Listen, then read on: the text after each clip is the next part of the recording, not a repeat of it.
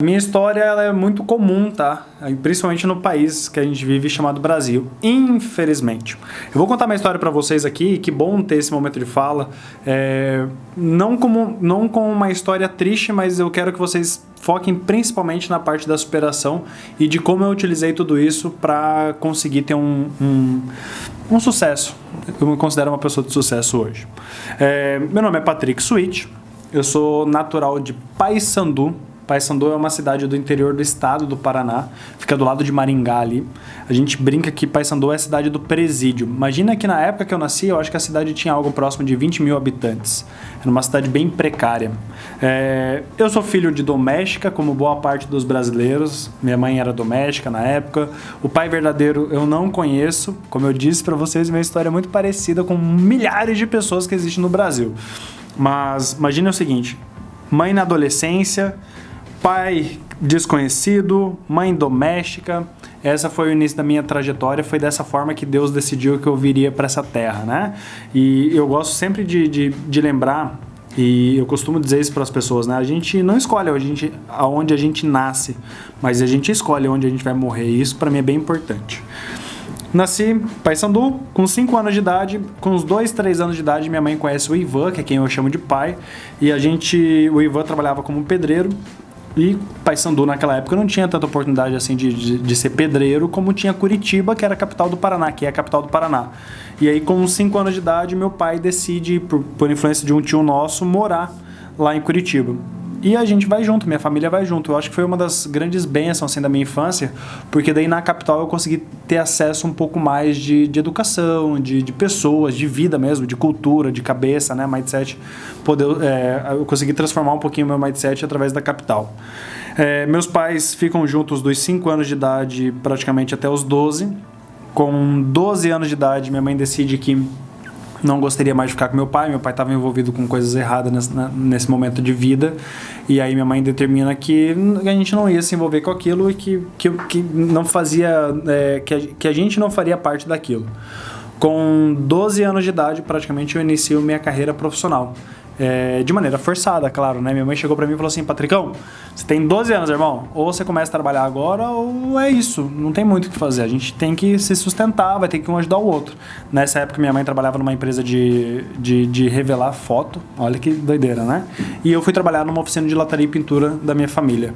Eu entro como auxiliar do auxiliar do auxiliar do auxiliar, o estagiário do estagiário, lá eu varria a oficina, pegava parafuso no chão, era bem o sabugo do sabugo mesmo, né? O estagiário do estagiário.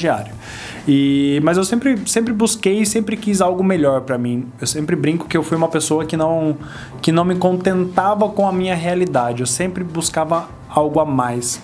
Na oficina eu lembro de chegar as pessoas com carrão, você sabia quem tinha condição, principalmente pelo pré-julgamento do carro, né? E aí eu ficava olhando aqueles carros e pensando, poxa vida, mas por que eu não posso ter? Ou por que a minha família não tem, né? Por que as pessoas que eu conheço não têm um carro desse? E o que eu preciso fazer para ter um carro desse? Eu lembro que na oficina a gente tinha que isolar o carro quando a gente ia pintar, por exemplo, o vidro. Não pode tintar no vidro, né? A gente isolava os vidros do carro e eu lembro hoje, até hoje, assim, exatamente o dia que eu peguei um jornal daquele e estava anunciado o celular. Na época, aquele celular V3, Nokia, aqueles celulares antigos, né? E eu lembro de ter visto um anúncio de um celular de R$600. Isso foi um dos primeiros gatilhos, assim, na minha infância. R$600 eu ganhava, tipo, R$50 no mês de salário. Aí eu colocando um jornal lá no carro, parei e pensei, falei, caramba, velho. Significa que eu tenho que trabalhar um ano inteiro para comprar um celular? E os caras que vêm aqui na oficina trazer os carros pra gente fazer a manutenção, que várias vezes ainda tratava a gente de maneira, sabe, sub-humana ali, enfim. Pra eles não é tão difícil assim quanto vai ser pra mim comprar um celular. E eu não quero essa vida, tipo, eu não quero passar a minha existência aqui, isso muito novo, com 13, 14 anos já tava vendo essa diferença social gritante no nosso país. E aí, poxa, eu começo a me desenvolver na oficina, ali mesmo no chão fabril mesmo, ali na parte de lixar carro e tal. Eu lembro que em 2, 3 anos eu já estava pintando o carro, que é uma atividade, é como se fosse o sênior das atividades de pintura. Quando meu tio, que era o proprietário da oficina, chegou para mim e falou assim: Patrick, vou demitir a menina que está no escritório e você assume o lugar dela. E o motivo pelo qual meu tio fez isso, porque ele ficava com dó de mim. Falou: poxa, Patrick, porque quando eu pintava um carro verde, eu ia pra faculdade verde, eu ia pra escola verde. Se eu pintava um carro cinza, eu ia cinza pra escola, né? Ia de galocha, aquelas botas de plástico, assim, coisa horrível, né? Aí meu tio chega um dia pra mim e fala: cara, eu tô com dó de você. Tá na época aí de conhecer as menininhas, de sair com os amiguinhos, e você precisa ter uma aparência um pouco melhor. E eu ia todo sujo, assim, pra mão tudo rasgada, cortada, que a gente se machucava muito. E aí eu vou pro escritório. Só que imagina o seguinte: o início da minha carreira, então, profissional, é feito bem como estagiário de oficina. O pessoal me chamava para buscar a marreta de desentortar vidro. Enfim, fazia eu lixar carro que estava todo enferrujado lá e mandava eu lavar depois. Então eu sofri muito, mas um bullying positivo, assim. Eu vejo isso, né, de uma forma positiva. Para mim significou muito positivo. E quando eu entro no escritório, eu não sinto essa adrenalina, sabe, que eu tinha lá fora, todo esse dinamismo mesmo que a oficina traz ali. Eu não tinha isso dentro do escritório. Eu falei: cara, eu preciso provocar isso aqui dentro também. Eu quero que a parte administrativa aqui do escritório também tenha essas emoções de metas, de métricas, e não existia nada disso, né? Nessa época foi uma época que eu começo a me desenvolver. Aí eu tinha aproximadamente 15, 16 anos, mais ou menos. Eu era da igreja, então eu tinha várias pessoas ali da minha comunidade da igreja e que tinham empresas, que tinham algumas formas de empreendedorismo, coisas pequenas, mas tinham também. E aí eu começo a observar uma coisa. Falei: poxa, eu gosto disso. Eu gosto de organizar empresas, eu gosto de implementar processos, gerenciar pessoas, de comandar pessoas, de extrair resultado das coisas. E, poxa vida, eu comecei a agregar conhecimento mesmo ali na parte administrativa da oficina. Por mais que tinha sido me dado uma missão super simples de ser a secretária da oficina, eu não me contive com aquilo e quis mais, buscar um pouco mais. Me capacitei, fiz curso de Excel. Nessa época eu comecei a dar aula de Excel. Fiquei tão bom em Excel que eu comecei a dar aula de Excel. Fiz curso de empreendedorismo, de contabilidade básica. Fiz vários cursos na época que tinha disponível para fazer. E comecei a aplicar isso na oficina. E eu revolucionei a oficina. A gente conseguiu transformar a oficina em pouco tempo. O faturamento praticamente triplicou nessa época.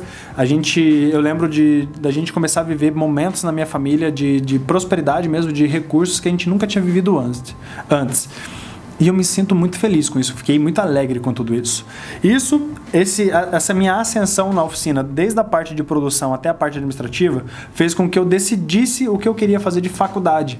Porque desde a minha infância minha mãe falava: poxa, para você ser alguém na vida, você tem que fazer uma faculdade, E aí eu falei: não, já que para ser alguém na vida tem que fazer uma faculdade, eu vou fazer contabilidade. Eu lembro até hoje, eu entrando no site da faculdade, eu ganhava um salário de R$ 1.200 mais ou menos, e eu filtrei os cursos da faculdade de acordo com a mensalidade. Primeiro lugar era pedagogia, economia, daí vinha contabilidade depois. Falei: pedagogia não faz muito sentido para o meu mercado, economia era muito abrangente, contabilidade era algo focado. Falei: então, acho que contabilidade eu vou conseguir ter um bom recurso financeiro através disso. Entro em contabilidade. Saio da oficina, vou trabalhar numa multinacional para agregar experiência, para ter experiência ali. E aí eu saio da multinacional para entrar na Demicon, que é a empresa que eu estou hoje. Essa é um pouco da minha história. Então, eu saio de uma infância extremamente humilde. Eu brinco que eu nunca passei fome, mas eu sei exatamente o que é passar dificuldade. Eu lembro que meu primeiro salário de R$50 na oficina, a minha mãe chegou para mim e falou assim: cara, pode gastar com o que você quiser, pode comprar o que você quiser. Eu lembro que eu comprei R$50 em Danoninho, que eu não comia, não sabia o que era Danoninho. Eu falei: cara, vou comprar o que eu é só para mim, então deixa comigo. Quando minha mãe se separa com meu pai com 12 anos de idade, que foi bem no momento que a gente teve a nossa pior fase, digamos assim, a gente foi morar num cortiço. Era eu e minha mãe. Cara, a gente morava numa casa que dava o tamanho dessa mesa praticamente. Que para dormir a gente tinha que fechar, para poder colocar o colchão no chão, que era no chão, a gente tinha que... Não dava para abrir e fechar a porta de casa se o colchão estivesse no chão. Essa era a realidade, mais ou menos. Daí saio disso. Quando eu estou ali cursando contabilidade, eu começo a ter acesso a uma família, por conta de um relacionamento que eu tive, uma família muito próspera. que tinha muito dinheiro. E aí eu tinha esses dois contrapontos, assim.